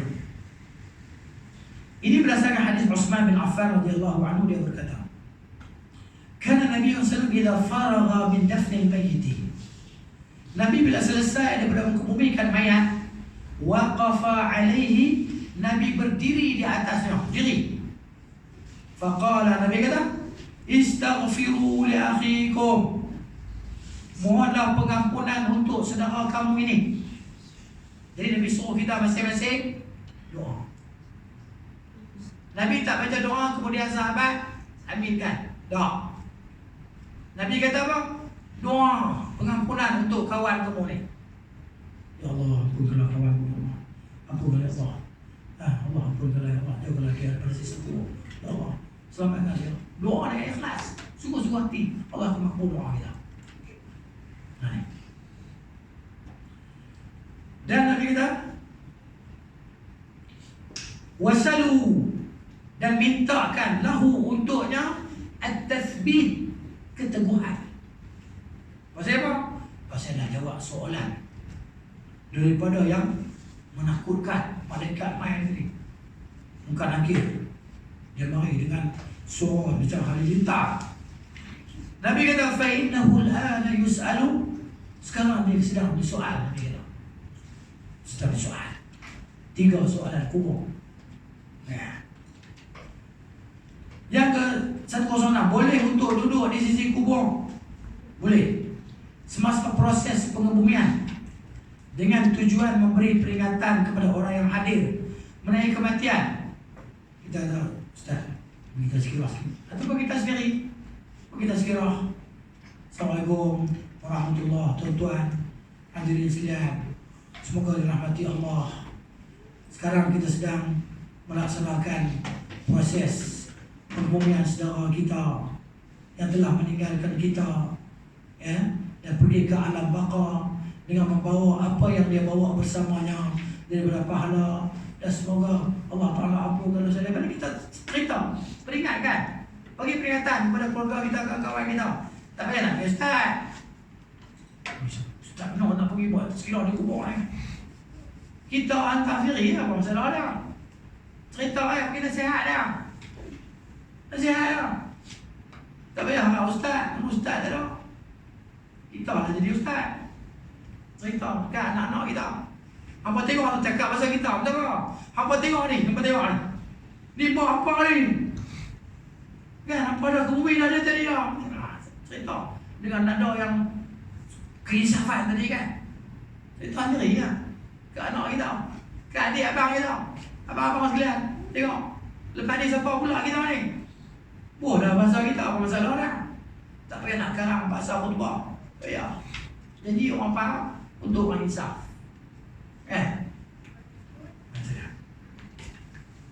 Baik. Memberi dengan tujuan memberi peringatan kepada orang yang hadir mengenai kematian dan apa yang berlaku selepasnya. Ini berdasarkan hadis Al-Bara' bin Azib radhiyallahu anhu. Tidak mengapa untuk disebutkan hadis di sini walaupun ia panjang. Oh, di sini ada berapa line? 1, banyak line hadis ni. 4 line. Boleh tahan tak? 4 line. Kau nak tahu. Tapi hadis syok macam ni. Syok macam ni. Tak macam diri. Boleh tak? Tak cukup?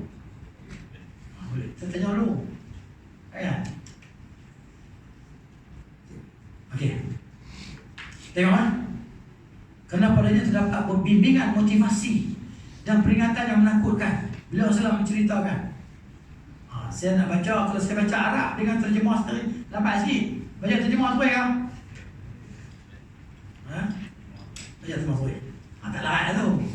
Tak larat tu. Kalau habis terjemah ni, maknanya habis lah. Bab ni masuk bab baru lah. Ya, bab baru bab ucap takziah. Saya baca terjemah lah sekarang. Kami pernah keluar bersama Nabi SAW mengiringi jenazah seorang lelaki daripada golongan Al-Ansar. Lalu kami sampai di kubur semasa kubur tersebut masih belum dibuat lahat. Rasulullah SAW lantas duduk sambil menghadap ke arah kiblat, dan kami juga duduk di sekeliling baginda. Seolah-olah di atas kepala kami waktu itu ada burung-burung yang bertengger. Di tangan baginda ada ranting kecil. Baginda menguis-muis tanah menggunakannya. Baginda lalu mendongak kepalanya ke langit dan ke bumi sebanyak 3 kali. Lantas bersabda, Mohonlah perlindungan kepada Allah daripada azab kubur sebanyak 2 atau 3 kali. Nabi kata. Kemudian baginda bersabda, ya Allah, saya berlindung denganmu daripada azab kubur sebanyak 3 kali. Nabi kata. Kemudian Nabi bersabda, sesungguhnya seorang hamba mukmin apabila dia berpisah daripada dunia dan menuju ke hari akhirat, turunlah kepadanya para malaikat daripada langit yang berwajah putih seperti matahari. Mereka membawa kafan daripada kafan-kafan syurga dan wangian hanut daripada wangian syurga, dan mereka duduk sejauh mata memandang. Banyak malaikat ramai turun. Kemudian malaikat maut alaihi salam datang dan duduk di sisi kepalanya, lalu berkata, wahai jiwa yang baik, dalam riwayat jiwa yang tenang, keluarlah menuju kepada pengampunan Allah dan keredaannya. Baginda menyambung, lalu rohnya mengalir keluar seperti mengalirnya titisan air daripada mulut bekas air. Lantas malaikat maut mengambilnya. Dalam riwayat, sehingga apabila rohnya telah keluar, maka semua malaikat antara langit dan dunia dan semua malaikat di langit mensolatkan jenazahnya. Pintu-pintu langit juga dibuka. Tiada satu pun penjaga pintu langit melainkan dia akan berdoa kepada Allah agar roh mukmin tersebut dinaikkan melalui pintu yang dijaga olehnya.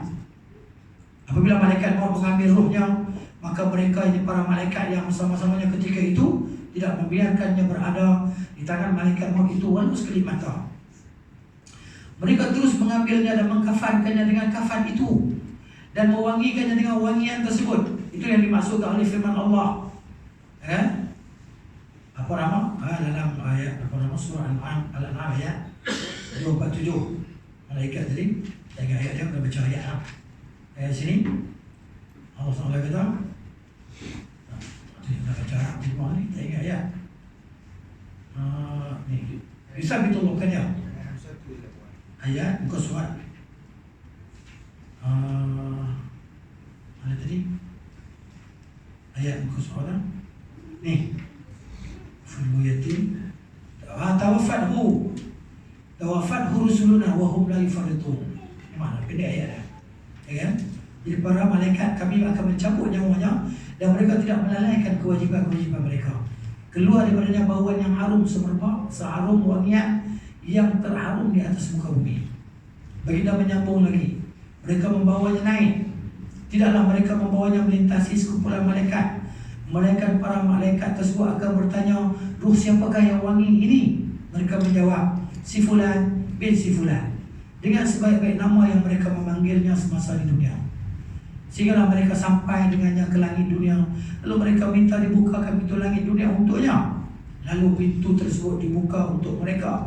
Lantas dia disambut dan diiringi oleh para malaikat yang kedudukannya dekat dengan Allah dari langit ke langit berikutnya, hinggalah sampai ke langit yang ketujuh. Lalu Allah berfirman, tulislah kitab hamba-Ku ini di Illiyin, dan apa jalan yang engkau dapat mengetahui apa itu Illiyin? Ia merupakan tempat simpanan kitab catatan yang jelas nyata yang disaksikan oleh para malaikat Al-Muqarrabun. Surah At-Taufifin. Lalu dituliskan kitabnya di Illiyin. Kemudian Allah berfirman, kembalikan rohnya ke bumi, kerana semuanya Aku telah menetapkan bahawa Aku ciptakan mereka daripadanya, daripada tanah, dan kepadanya Aku kembalikan mereka. Ini hadis kursi ini. Serta darinya Aku keluarkan mereka sekali lagi. Baginda melanjutkan, lalu rohnya dikembalikan ke dalam jasadnya di bumi. Baginda bersabda, sesungguhnya dia di jenazah tersebut mendengar bunyi tapak-tapak kasut rakan-rakannya apabila mereka beredar setelah selesai proses pengurusan jenazah. Mayat tak boleh dengar, melainkan Tuhan bagi dia dengar ya. Masa ni Tuhan bagi dia dengar. Masa lain tak ada riwayat kata dia boleh dengar. Masa ni boleh dengar. Masa lain kita pergi sembang daripada pun tak dengar. Betul ni. Lantas datang kepada dua malaikat yang kuat jerkahan mereka. Lalu mereka menjerkahnya, bukan tanya elok, jerkah, mendudukkannya. Lalu mereka bertanya kepadanya, siapakah Tuhan kamu? Soalan, bukan soalan tanya elok. Okay. Dia menjawab, Tuhanku ialah Allah. Lalu mereka bertanya kepadanya, apa agama kamu? Dia menjawab, agamaku ialah Islam. Mereka bertanya lagi, siapakah lelaki ini yang telah diutuskan kepadamu? Dia menjawab, dia merupakan utusan Allah sallallahu alaihi wasallam. Mereka bertanya, di mana kamu tahu perkara ini? Dia menjawab, aku baca kitab Allah lalu aku beriman dengannya serta mengakui kebenarannya. Lalu diterkah dan ditanya sekali lagi, siapa Tuhan kamu? Apa agama kamu? Siapa Nabi kamu? Itu merupakan fitnah, ujian yang terakhir menimpa orang mukmin. Allah telah berfirman, "Yuthabbitullahu alladhina amanu bil qawli tsabit fil hayatid dunya wa fil akhirah."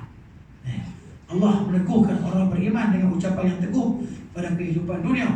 Lalu dia menjawab sekali lagi, Tuhanku ialah Allah, agamaku ialah Islam, dan nabiku pula ialah Muhammad sallallahu alaihi wasallam. Lantas kedengaran satu suara daripada langit yang berkata, hamba-Ku telah berkata benar. Oleh itu, hamparkanlah untuknya hamparan daripada syurga, dan pakaikanlah dia pakaian dari syurga, dan bukakanlah untuknya sebuah pintu ke syurga. Baginda melanjutkan cerita, lalu datanglah kepadanya sebahagian angin bayu syurga dan wangiannya, dan diluaskan kuburnya sejauh mata memandang. Baginda bersabda, dan datang kepadanya seorang lelaki yang berwajah tampan, berpakaian cantik dengan berbau wangi. Lalu lelaki tersebut berkata, terimalah berita gembira tentang apa yang menggembirakanmu. Terimalah berita gembira tentang keredaan Allah dan syurga-syurga yang terdapat kenikmatan yang abadi di dalamnya. Inilah hal yang dijanjikan untukmu. Kemudian jenazah tersebut bertanya, semoga Allah memberikan berita gembira kepadamu mengenai kebaikan. Siapakah kamu ini? Wajah kamu ialah wajah yang membawa kebaikan. Lelaki tersebut menjawab, aku ialah amalan baik kamu. Demi Allah, aku tidak kenal kamu ini, melainkan kamu merupakan orang yang cepat melaksanakan ketaatan kepada Allah dan lambat melakukan maksiat kepada Allah. Oleh kerana itu, Allah membalas kamu dengan kebaikan. Kemudian dibukakan untuknya sebuah pintu syurga dan sebuah pintu neraka. Lalu dikatakan kepadanya, inilah tempat tinggal kamu nanti kalau kamu bermaksiat kepada Allah. Allah telah menggantikan dengan ini, yakni syurga. Apabila dia melihat apa yang ada dalam syurga, dia berkata, hai Tuhanku, percepatkanlah hari kiamat supaya aku dapat kembali kepada ahli keluarga aku dan hartaku. Lantas dikatakan kepadanya, tinggallah di sini dahulu. Baginda bercerita lagi, manakala hamba yang kafir, dalam riwayat hamba yang jahat, apabila ia berpisah dengan dunia dan menuju ke hari akhirat, turunlah kepadanya para malaikat yang ganas, kasar, lagi berwajah hitam daripada langit. Mereka membawa pakaian bulu daripada neraka. Lalu mereka duduk sehingga sejauh mata memandang. Kemudian datang malaikat maut dan dia duduk di sisi kepalanya. Lalu dia berkata, wahai jiwa yang keji, keluarlah menuju kemurkaan Allah dan kemarahannya. Baginda menyambung, lalu ruhnya berserakan dalam jasadnya. Lantas malaikat maut mencabut ruhnya seperti mana mencabut besi pemanggang yang bercabang banyak daripada bulu kambing biri-biri yang basah. Lalu terputuslah urat-urat dan saraf-sarafnya. Lantas jadi laknat oleh sekalian malaikat yang berada di antara langit dan bumi, dan sekalian malaikat yang berada di langit. Pintu-pintu langit ditutup. Tidak satu penjaga pintu langit melainkan dia berdoa kepada Allah agar roh mayat hamba yang kafir tersebut tidak dinaikkan melalui pintu yang dijaga olehnya. Lantas malaikat maut mengambil rohnya. Bila dia mengambil roh tersebut, mereka ini para malaikat yang bersama-samanya ketika itu tidak membiarkan roh itu di tangannya walau sekelip mata. Mereka terus mengambilnya dan mengkafankannya dengan pakaian bulu tersebut. Lalu keluarlah daripadanya bauan yang busuk, bau bangkai mayat yang terbusuk di muka bumi. Lalu mereka membawa rohnya naik. Mereka tidak melintasi sekumpulan malaikat pun. Sekumpulan malaikat itu berkata, ruh busuk siapakah ini? Mereka menjawab, si fulan bin si fulan, dengan nama yang paling buruk yang dia dipanggil dengannya semasa di dunia. Sehinggalah mereka sampai dengannya di langit dunia. Lalu mereka minta supaya dibukakan pintu untuknya, namun permintaan tersebut ditolak. Kemudian Rasulullah membaca la tufattahu lahum abwaab as-samawat. Tidak dibuka sekali-kali. Tidak sekali-kali akan dibuka untuk mereka pintu-pintu langit, dan mereka tidak akan masuk. Sehinggalah unta Mereka tak akan masuk syurga sehingga unta masuk ke lubang jauh. Lalu Allah Azza wa Jalla berfirman, tulislah kitabnya di sijil, iaitu di lapisan bumi yang paling bawah. Kemudian dikatakan, kembalikanlah hamba-Ku ini ke bumi.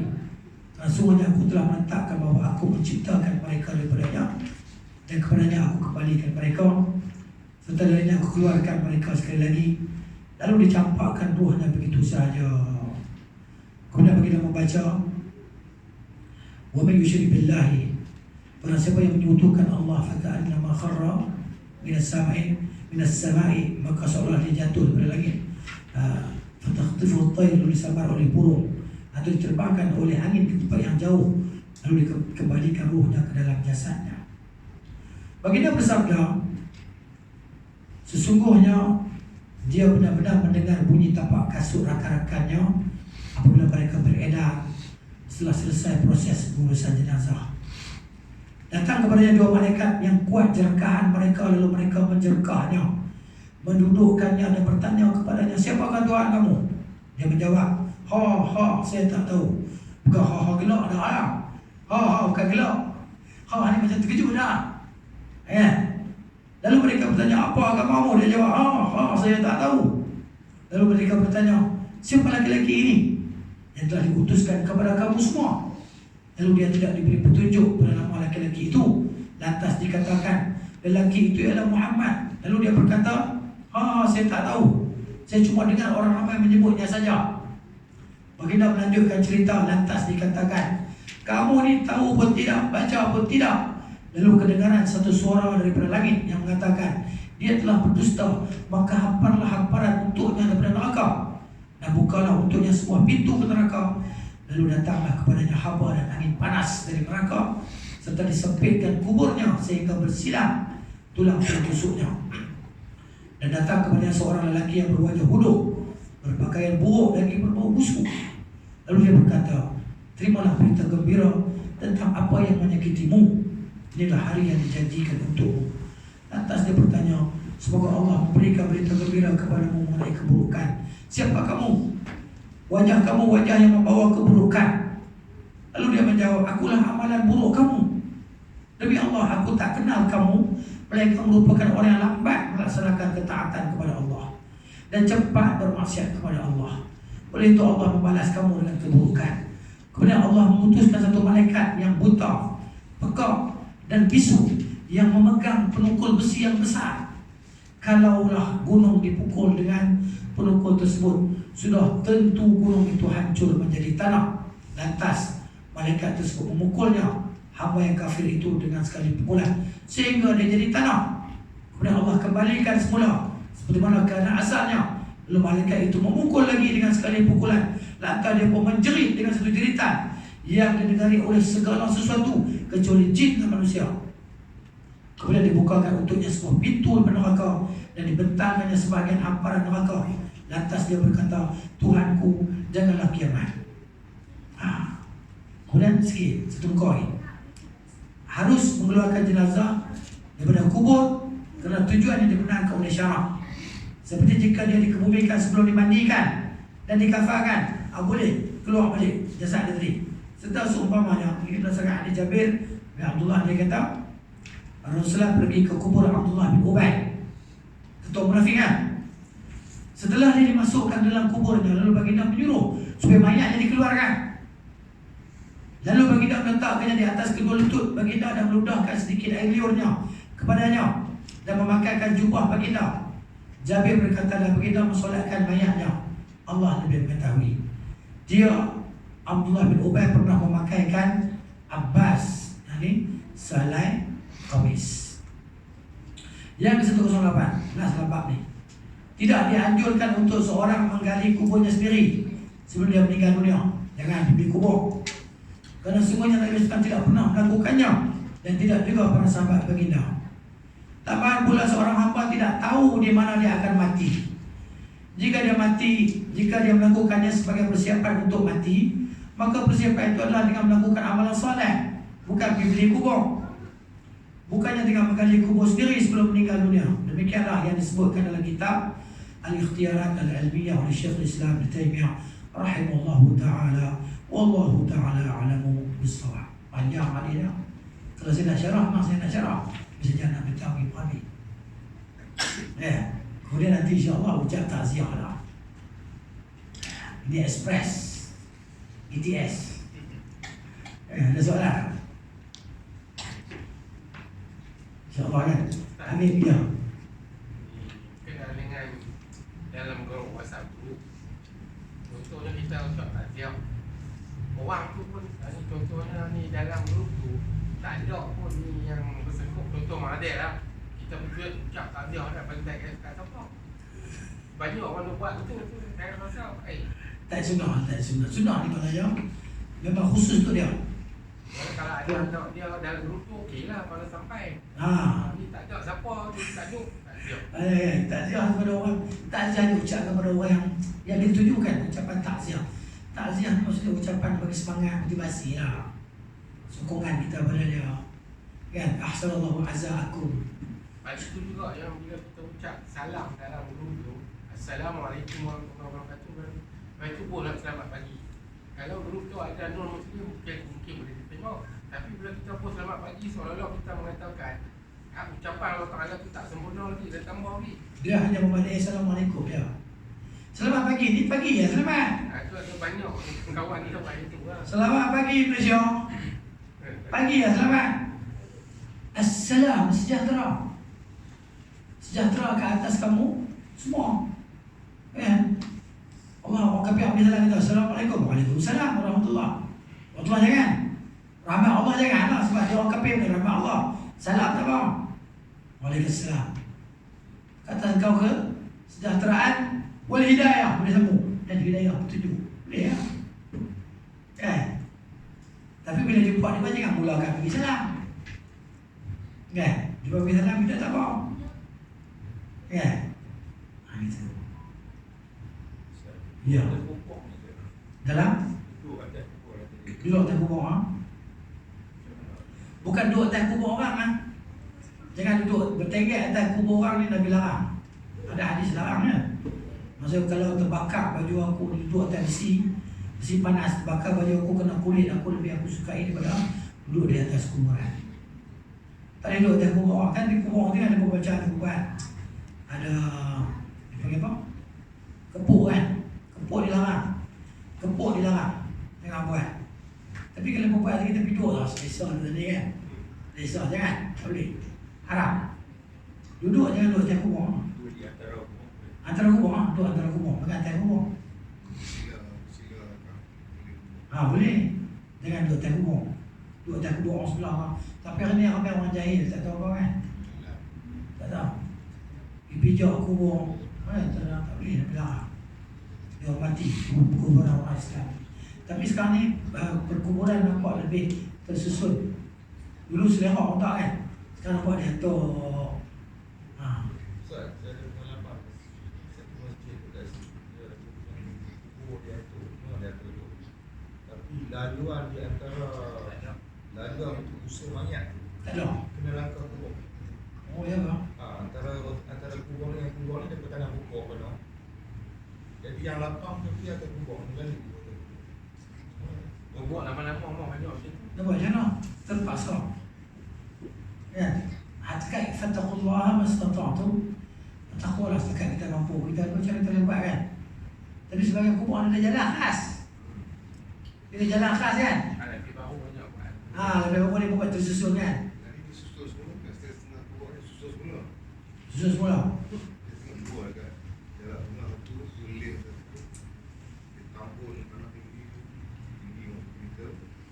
Susul boleh pakai. Mana dia buat kubur baru lah. Yang lama ni boleh buat. Mana? Macam mana buat? Korek balik jenazah dah. Nak kata kan? Dulu kita tahu kan Pakistan tu tambur kan. Buat story. Betul. Bawah tu dah kubur kan? Tambur buatan. Tambah kata betul buat tulisan sendiri. Kubur baru. Buat lama banyak. Tambur buatan kubur baru. Kubur baru atas tu. Ada Terasa ada dapat. tempat boleh. Belum ada. Ini tarak tengah. Mesti tarak tengah. Mesti gelang. Tiba-tiba jadi sebagai Ya, masalah kalau bawah tu kubur lama memang tak ada kubur dah. Dengan atas bertambah buku baru tak salah apa. Tambah lah.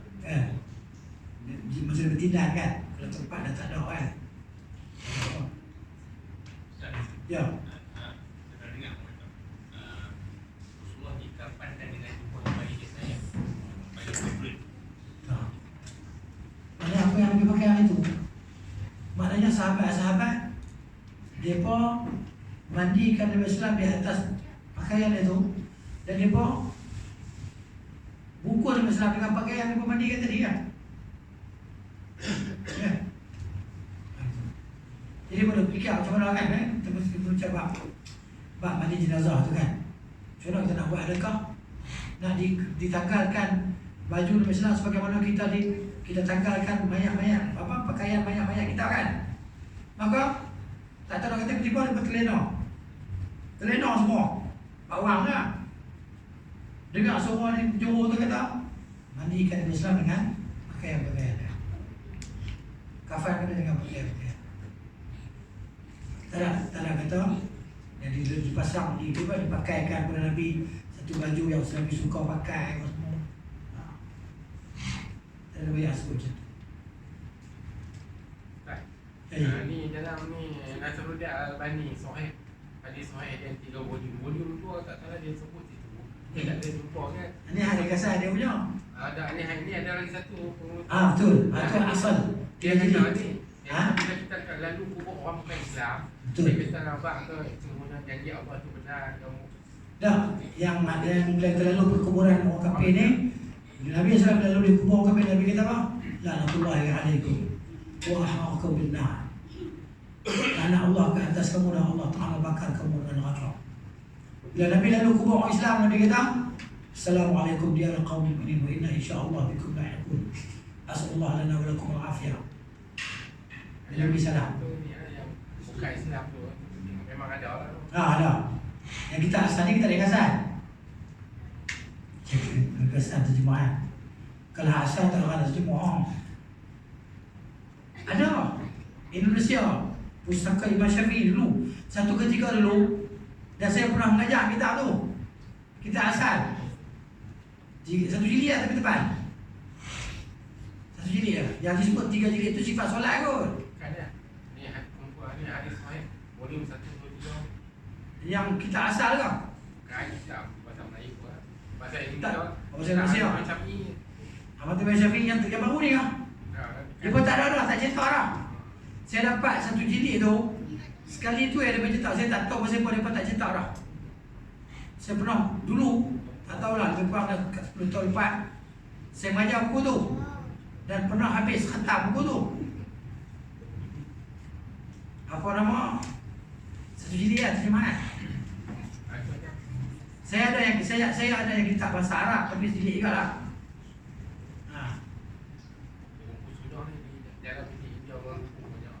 Tapi semua betul awal semua yakin. Semua yakin dia semua. Ada cerita dia. Baik, kita bertiga lah insyaAllah. Saya kita sembang pula, nak sembang kan. Untuk majlis kita solat dulu. Sallallahu ala nabiyina Muhammad wa ala alihi wa sahbihi ajma'in. Subhanakallahumma wa bihamdika asyhadu an la ilaha illa anta astaghfiruka wa atubu ilaik. Assalamualaikum warahmatullahi wabarakatuh.